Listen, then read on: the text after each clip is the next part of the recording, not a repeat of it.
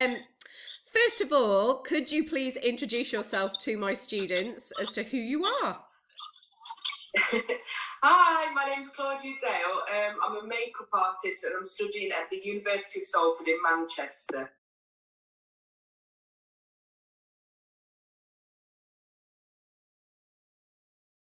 Claudia was my student many moons ago when she was younger.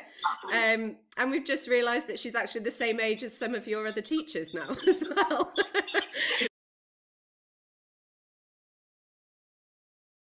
Well, funnily enough, I kind of got into makeup when I was 18. I was living in London doing a theatre degree. I was at drama school and I met a drag queen.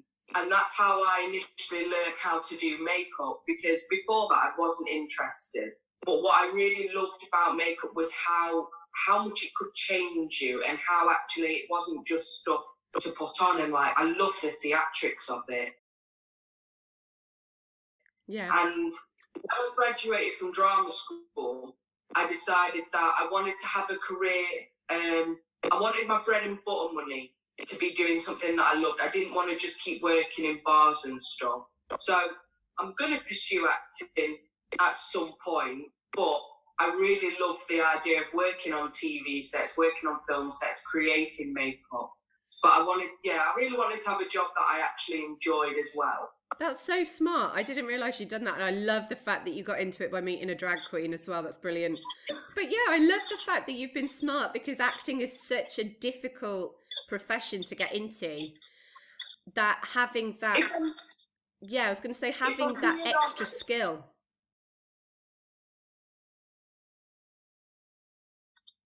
So the first 2 years are a foundation course, and then you do your top-up BA. So you spend the first 2 years looking at like makeup in fashion context and really working with designers, working on like fashion week-esque pieces. And then the third year is like special effects, top-up, TV, okay. makeup, film, everything.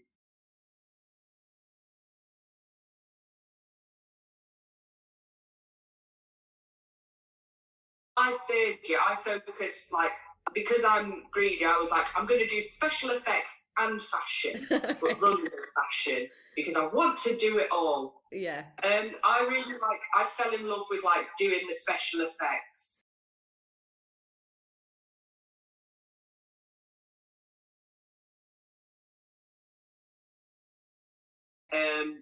It's something that I think's really interesting in, like making prosthetics. So like this year alone, you should see my room. It's ridiculous. I've got about 5 prosthetic hands.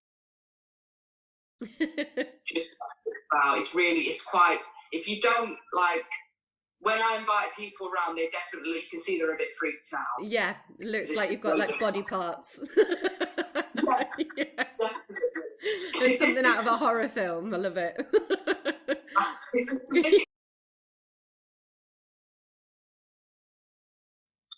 So the first thing that I would always do is I would look at the brief and I would really underline what they're asking me, depending on what look it's going to be. And then what I always do is I start off with a mood board.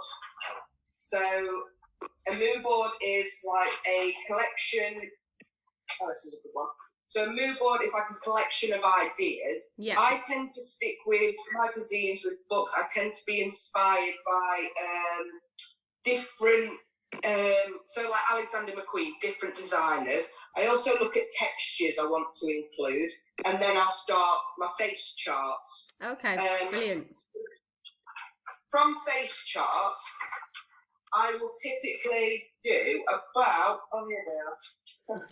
I'll typically do about 4 to 5 designs, just so then that I've like covered everything. These are ones that I did a couple of months ago, and I found a new way to start doing them, and they're so much better. So now, like, these are the face charts that I'm presenting to like designers and stuff. Like, it's mad how like different, even in a couple of months, like how much skill. Yeah, that's crazy. Yeah. But from that, then what I'll do is once I have the mood boards and once I have the face charts, I'll then sit and I'll do a trial look. So I'll work with a model, hopefully the model that I'm going to be using, and I'll sit and I'll recreate the look. If I'm being employed by a designer, I'll get the designer to come in, do the look. We'll take some test shots to make sure, one, that the foundation is right, because you can have foundation. Everyday wear foundation is not good for HD cameras, Yeah. because it reflects because of the titanium dioxide within it. It just reflects and it bounces off. So I make sure that all the makeup looks right on camera, everything's precise, and that way it gives us an opportunity to tweak it. Yeah. So the designer might go, this is great, da, da, da, da, but I don't like this, I don't like this, and I don't want this. Okay. So then it gives me a chance to go back. If I need to redo the mood boards, I can. The mood boards are good for just sort of like inspiring your vision. Yeah. The face charts are great because they sort of, you put your ideas on paper, but with a lot of face chart designs, this is why I do 3 to 5. I'll go, this is great, I love this idea. And then I'll put it on a model and I'll go, oh God, I hate it. Yeah. Oh God, I really hate it. It's horrible. But then you never know. The problem with face charts is you never know what kind of model you're going to get. Right. So you might have designed this massive eye makeup for someone who's got like a wide eye space, and then you come in with someone who's got tiny eyes and it's going to drown them. Yeah. So a lot of it is on your feet. And I suppose skin color as well, like, affects it too, because, you know, the face charts are just like a piece of white paper, but nobody has skin that actual color. So, no one has skin so white. No. Like you can try with your face charts to add like different types of powder to darken it, but again, it really is just one of those. This is where you sort of build your skill and build your worth as a makeup artist, because you just have to think on your feet, because you might have planned something for like a very light skin model, and then a dark skin model walks in, and you, as long as you have the right ingredients in your kit, you'll be sorted. A couple of months ago, I was employed by a guy called Tom Donald, who is a student at the university, but he's studying fashion design. Okay. He employed me to be the makeup artist because he was creating a design set that was going to be shown at New York Fashion Week. Ooh. So I was like, absolutely going to jump on board with this. So we met up. This was the initial mood board that I did for it. So it was inspired by a lot of blues, a lot of dark colours. And then I started working on my designs. So I did about 3 different designs, all of them a little bit different, all of them focusing on one key area, because he said he didn't want drag makeup, but he wanted bold makeup. I was like, okay, cool. So generally then I will focus on one area, so I'll either make the lips bold or I'll make the eyes bold, just to have one focal point, because for this, the makeup was integral to tying the whole look together, but it wasn't about the makeup, it was about the clothes. Yeah. So with stuff like that, less is always more. So I did all this design and did all this work. A few days later, got a call from Thomas. Oh, we've changed it. We're going with fusion now. I went, right. So I went back to my mood boards and did it again. So completely different. Completely different. And that altered like the designs again. I think I ended up, So then we did 3 more different designs. And then I went and met Tom, because I think it's important, like, to meet with your designer. I think it's important to actually sit and have a conversation, because when you sit and do it over email, people aren't as straight up, people aren't as forward. With something like makeup, you need people to tell you exactly it is what they want, because if they sort of give you half bits of information, well, your vision and their vision are completely different. And it's fine if this my own work, because I know my vision, I know what I want to do. But when you're working for someone else, if you don't get it perfect, they will just sack you. Yeah, yeah. Which is quite brutal. So then you have to be proactive in asking the questions of, is this what you want? Yeah. What is it that you need from me? So then from those 3 designs, we then picked out a number of different things and different elements. So then this was the final design we came up with, the graphic liner, an ombre lip, and he wanted like a very glossy skin. It's like, okay, not a problem. So from that, we then moved into the test shoot photos. They came out really well. We did the hair, did the makeup. I was very pleased with it. And I said to him throughout it while I was doing it, I was like, is this what you want? Is this good? Da, da, da, da, da. He went, yeah, that's perfect, fantastic.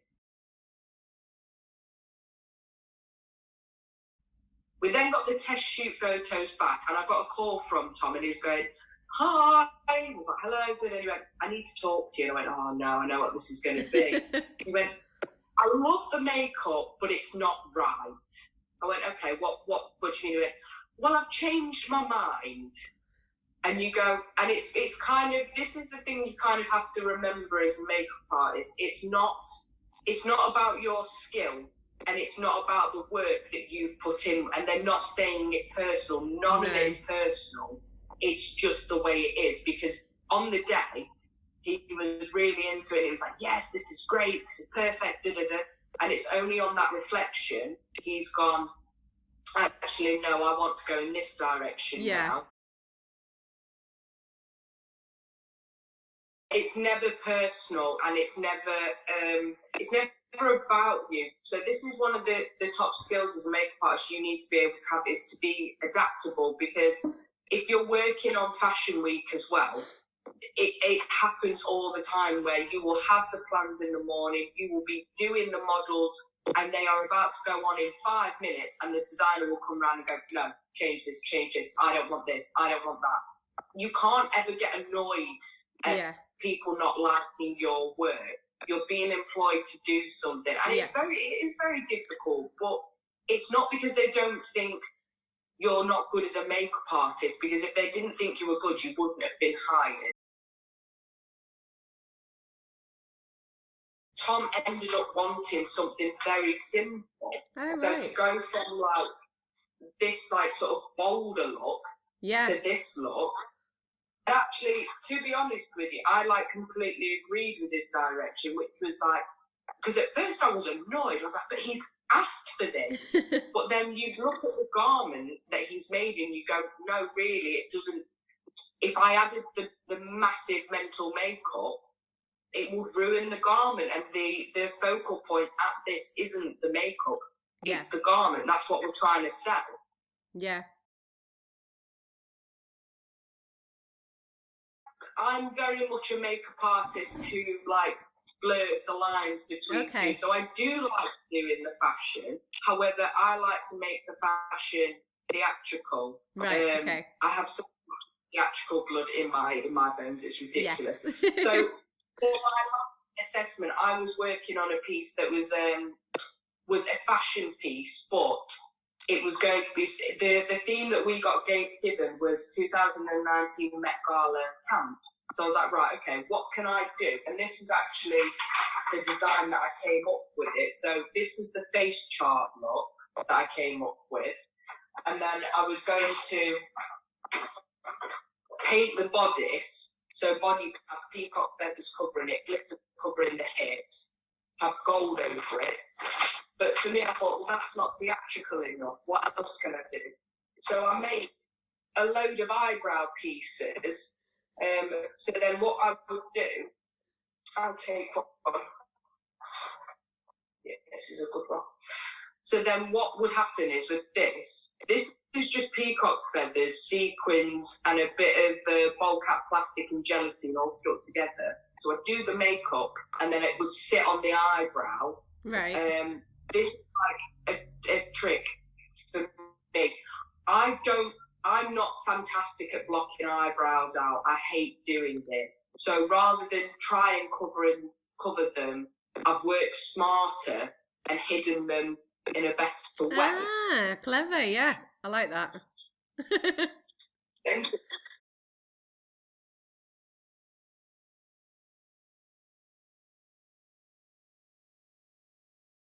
if you're going to do makeup, you need to kind of decide who you are as a makeup artist and what it is that you want to do. And I think for me, theatre and doing theatre has really influenced my life, because I don't just create looks for the sake of it. I want every look to have a point, and I want every look to have a story. And sometimes that means going absolutely insane with the makeup and really going for it. And then there was one look I did because I wanted to raise awareness about the tampon tax, because I don't think it's fair at all that tampons are considered a luxury item. So I did a very subtle beauty queen, but I made a crown out of tampons, and I made a bouquet of flowers out of sanitary pads, and I'll send you the photo. I tend to make a lot of my own props for photo shoots. But I want to be a makeup artist who has something to say, but I say it with makeup rather than a paintbrush.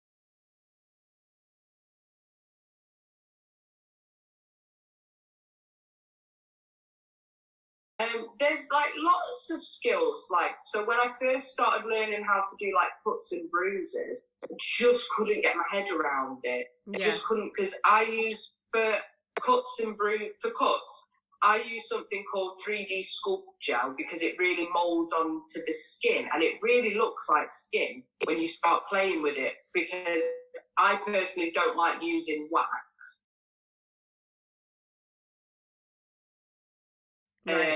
Because when you use wax to make cuts, you have to stick it with spirit gum, and spirit gum tends to, a lot of people can react to that, whereas with the 3D Sculpt Gel, I don't have to patch test for it. I know that component is going to be safe on someone's skin. So that was, and because it's like a jelly like formula when you first start, it's so difficult, but it's like with everything, the more you practice it, the better you become. And that just took, I think, about a week straight. I was sat in my room just practicing and just playing with it, and I must have then, like, God, I had the Sculpt Gel everywhere by the end of it. It was insane. Yeah. And it was because the stuff that I was using as well, it dyes your skin. It looked insane when I was walking around.